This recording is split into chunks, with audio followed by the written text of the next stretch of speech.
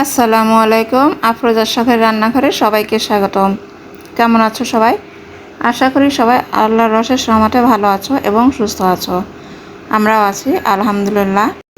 আমরা তো মগজের ভুনা সাধারণত সবসময় খেয়ে থাকি, সবাই কম বেশি মগজের ভুনাটা করে থাকি। তা আমি আজকে করে দেখাবো মগজের কাবাব। আমি হঠাৎ করে মনে হলো যে সবসময় তো মগজের ভুনাটা করে থাকি, তা আজকে না হয় একটু ভিন্ন কিছু করে দেখাই। তাই আমি আজকে মগজের কাবাবটা করেছি। তো চলো দেখে নেওয়া যাক আমি কিভাবে এই মগজের কাবাবটা বানিয়েছি। এটা খেতে সম্পূর্ণ ডিফারেন্ট টেস্ট হয়, বেশ ভালো লাগে। আমি মগজ কাবাবের জন্য এখানে নিয়েছি পেঁয়াজ কুচি, কাঁচামরিচ কুচি, দিলাম রসুন পেস্ট, নিলাম মগজ। ভিউয়ার্স, আমি পেঁয়াজ কুচিটা একটু বেশি ব্যবহার করেছি, স্বাদ অনুযায়ী লবণ, আর আমি এখানে চিলি ফ্লেক্সটা দিয়ে দিচ্ছি। কাঁচামরিচটা আমি 2-3টা দিয়েছি, কারণ কাঁচামরিচের যে সুন্দর একটা ফ্লেভার, সেই ফ্লেভারে কাবাবটা খেতে বেশ ভালোই লাগে। আর হ্যাঁ, অফ স্কিনে আমি সামান্য আদা পেস্ট দিয়েছি। আমি সব মশলা দিয়ে ভালোভাবে মাখিয়ে নিলাম ব্রেনটাকে। আর কালারের জন্য দিয়েছি সামান্য হলুদের গুঁড়া।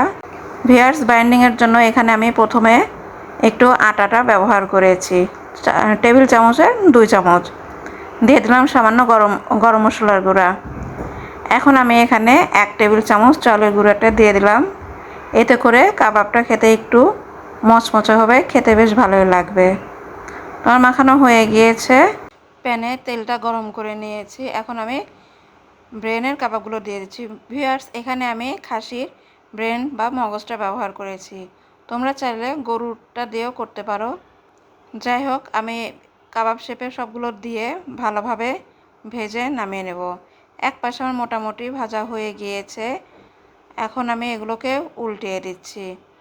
আমি সুন্দর একটা ব্রাউন কালার হওয়া পর্যন্ত এটাকে ভাজতে থাকবো। যখন এটা খুব সুন্দর একটা কালার হবে, ব্রাউন কালার, তখন আমি এটাকে নামিয়ে নেব। তো ভিউয়ার্স, কেমন লাগছে তোমাদের? তোমরা অবশ্যই ভিডিওটা দেখবে এবং লাইক কমেন্ট করে জানাবে। মগজের কাবাবগুলো খুব সুন্দর ভাজা হয়ে গিয়েছে। এখন আমি এগুলোকে উঠিয়ে নেব।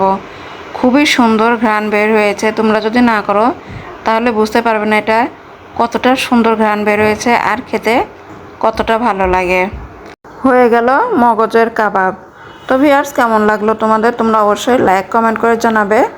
আর আমার চ্যানেলে নতুন হয়ে থাকলে প্লিজ সাবস্ক্রাইব করে পাশের বেল আইকনটি বাজিয়ে দিবে, যাতে করে আমার প্রতিটি রান্নার ভিডিও তোমরা প্রথমেই পেয়ে যাও। আল্লাহ হাফেজ।